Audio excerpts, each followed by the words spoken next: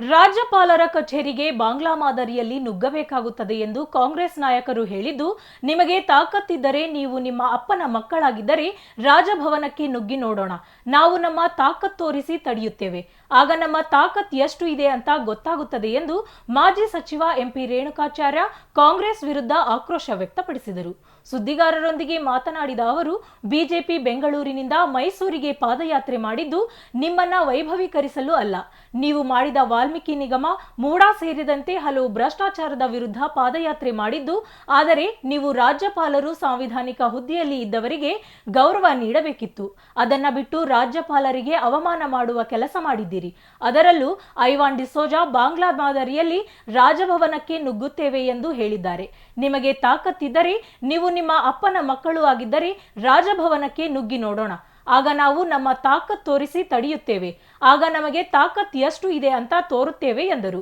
ಕಾಂಗ್ರೆಸ್ನವರು ರಾಜ್ಯಪಾಲರಿಗೆ ಅವಮಾನ ಮಾಡಿದ್ದು ಕೂಡಲೇ ಕ್ಷಮೆಯಾಚಿಸುವಂತೆ ಒತ್ತಾಯಿಸಿದರು. ರಾಜ್ಯದಲ್ಲಿ ಭಾರತೀಯ ಜನತಾ ಪಾರ್ಟಿ ಅಧಿವೇಶನದ ಒಳಗಡೆ ಮತ್ತು ಹೊರಗೆ ಹೋರಾಟದ ಮುಖಾಂತರ ಕಾಂಗ್ರೆಸ್ಸಿನ ಬಂಡವಾಳವನ್ನು ಬಯಲಿಗೆಳ್ತಕ್ಕಂಥ ಕೆಲಸ ನಾವು ಮಾಡಿದ್ವಿ. ನಮ್ಮ ಕರ್ತವ್ಯ ಭ್ರಷ್ಟಾಚಾರವನ್ನು ಬಯಲಿಗೆಳ್ತೀವಿ. ಬೆಂಗಳೂರಿಂದ ಮೈಸೂರಿಗೆ ಪಾದಯಾತ್ರೆ ಮಾಡಿದ ಉದ್ದೇಶ ಏನು? ನಿಮ್ಮನ್ನು ವೈಭವೀಕರಿಸ್ಬೇಕಾಯ್ತಾ? ನಿಮಗೆ ಮೈಸೂರಿಗೆ ಬಂದು ಸನ್ಮಾನ ಮಾಡಬೇಕಾಯ್ತಾ? ನೀವು ಮಾಡಿದಂಥ ಭ್ರಷ್ಟಾಚಾರ ಕರ್ಮಕಾಂಡಗಳು, ಮಹರ್ಷಿ ವಾಲ್ಮೀಕಿ ನಿಗಮದಲ್ಲಿ ಬ್ರಹ್ಮಾಂಡ ಭ್ರಷ್ಟಾಚಾರ 187 ಕೋಟಿ, ಮತ್ತು ಪರಿಶಿಷ್ಟ ಸಮುದಾಯಕ್ಕೆ ಸಂಬಂಧಪಟ್ಟಂಥ ಯಾದಗಿರಿ PSI ಸಾವು, ಮೂಡಾದಲ್ಲಿ ಸನ್ಮಾನ್ಯ ಸಿದ್ದರಾಮಯ್ಯನವರ ಧರ್ಮಪತ್ನಿಯವರಿಗೆ 14 ನಿವೇಶನಗಳು ಕೊಟ್ಟು ಅಷ್ಟೇ ಅಲ್ಲ, ಅವರ ಆಪ್ತ ಮರಿಗೌಡ ಒಳಗೊಂಡಂತೆ ಸುಮಾರು 4,000 ಕೋಟಿ ಭ್ರಷ್ಟಾಚಾರ ಆಗಿದೆ. ಇದರ ವಿರುದ್ಧವಾಗಿ ಹೋರಾಟ ಮಾಡಿದ್ವಿ ನಾವು. ಅರೆ, ಆಡಳಿತ ಪಕ್ಷಕ್ಕೆ ಪ್ರತಿಪಕ್ಷ ಒಂದು ನಾಣ್ಯದ ಎರಡು ಮುಖಗಳು. ಪ್ರಜಾತಂತ್ರ ವ್ಯವಸ್ಥೆಯಲ್ಲಿ ಆಡಳಿತ ಪಕ್ಷ ಪ್ರತಿಪಕ್ಷ. ನಾವು ನಮ್ಮ ಕರ್ತವ್ಯವನ್ನು ಮಾಡ್ತಿದ್ದೀವಿ. ನಾವು ನಮ್ಮ ಕರ್ತವ್ಯವನ್ನು ಮಾಡಿದರೆ ಕಾಂಗ್ರೆಸ್ ಹೇಳ್ತಾರೆ ಸಿದ್ದರಾಮಯ್ಯನವರು ಒಬ್ಬ ಹಿಂದುಳಿದ ವರ್ಗದ ನಾಯಕರನ್ನ ಅಧಿಕಾರಕ್ಕೆ ಬಂದು ಸಹಿಸೋಕ್ಕಾಗ್ತಲ್ಲ ಅಂತ ಹೇಳ್ತಾರೆ. ನಾವು ಹೇಳ್ತಾ ಇದ್ದೀವಿ, ಭಾರತೀಯ ಜನತಾ ಪಾರ್ಟಿ ಸರ್ವರಿಗೂ ಸಮಬಾಳು ಸಮಪಾಲು ಕೊಡೋದು, ಸಾಮಾಜಿಕ ನ್ಯಾಯ ಕೊಡೋದು ಭಾರತೀಯ ಜನತಾ ಪಾರ್ಟಿ. ಅದೇ ಹಿಂದುಳಿದ ಸೇರಿದಂಥ ಒಬ್ಬ ವಿಜಯಶಂಕರ್ಗೆ ರಾಜ್ಯಪಾಲರ ಮಾಡಿದ್ವಿ. ದೇಶದ ಪ್ರಧಾನಮಂತ್ರಿ ಯಾರು? ಹಿಂದುಳಿದ ವರ್ಗದ ನಾಯಕರು.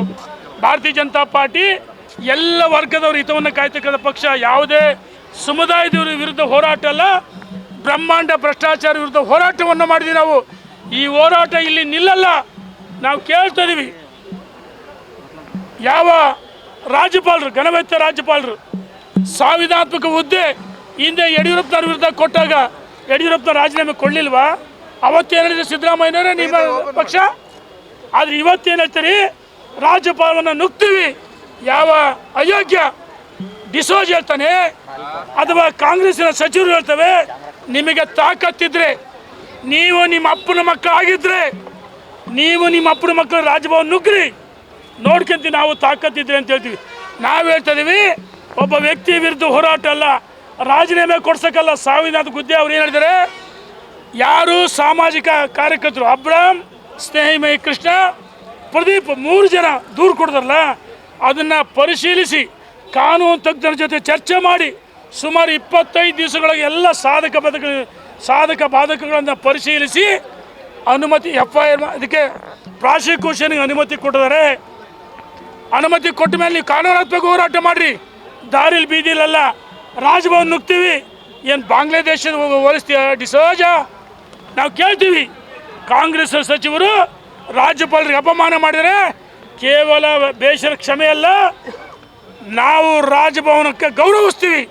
ಅಂದಿನ ಹಂಸರಾಜ್ ನಾವು ಗೌರವಿಸಿ ರಾಜೀನಾಮೆ ಕೊಡಲಿಲ್ವಾ? ಇವತ್ತು ನೀವು ಕಾನೂನನ್ನ ಗೌರವಿಸಿ ಕಾನೂನಾತ್ಮಕ ಹೋರಾಟ ಮಾಡಿರಿ. ಹೋರಾಟ ಮಾಡಿ ಹೈಕೋರ್ಟ್ನಲ್ಲಿದೆ, ಅಲ್ಲಿ ಏನು ಬರುತ್ತೆ ಕಾದು ನೋಡೋಣ ತೀರ್ಪು. ಅಲ್ಲಿವರೆಗೆ ಯಾಕ್ರಿ ದಾರಿಲಿ ಬೀದಿಲಿ ಬೆಂಕಿ ಹಚ್ತೀರಿ? ಸುಡ್ತಕ್ಕಂಥ ಕೆಲಸವನ್ನು ಮಾಡ್ತೀರಿ, ಚಪ್ಪಲಿಲಿ ಹೊಡ್ತೀರಿ. ನೀವು ಸಂವಿಧಾನಕರ ಚಪ್ಪಲಿಲಿ ಹೊಡೆದಂಗೆ ಅಂಬೇಡ್ಕರ್ ಸೋಲಿಸಿದ್ದು ಇದೇ ರೀತಿ. ನೀವು ಸಂವಿಧಾನವನ್ನು ಅಂಬೇಡ್ಕರನ್ನು ಯಾವಾಗ ಸೋಲಿಸಿದ್ರಿ ಆವತ್ತೇ ಕಾಂಗ್ರೆಸ್ ಸಂವಿಧಾನಕ್ಕೆ ಅಪಮಾನ ಮಾಡಿದ್ದು. ರಾಜ್ಯಪಾಲರ ಹುದ್ದೆಗೆ, ಆ ರಾಜಭವನಕ್ಕೆ ಅಗೌರವ ತೋರಿಸಿದ್ರಿ. ನಿಮಗೆ ಅಧಿಕಾರದಲ್ಲಿ ಮುಂದುವರಿಕೆ ನೈತಿಕಕ್ಕೆಲ್ಲ. ಯಾಕಂದರೆ ಮೊನ್ನೆ ನೋಡಿ, ದಾಖಲೆ ಬಿಡುಗಡೆ ಆಯಿತು ಮಾಧ್ಯಮದಲ್ಲಿ.